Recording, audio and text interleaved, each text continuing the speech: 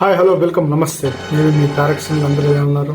ఈరోజు మన స్టూడియోకి ప్రముఖ డార్క్ కామెడీ అని చెప్పుకొని చాలా మందిని క్రింజ్ చేసి ట్రోల్ చేసి ఇప్పుడు జైలు పాలైన హనుమంత్ గారు మన స్టూడియోకి వచ్చారు.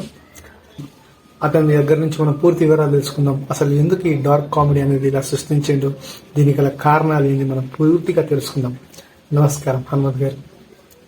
అఫ్కోర్స్ నా పేరు హనుమంతు.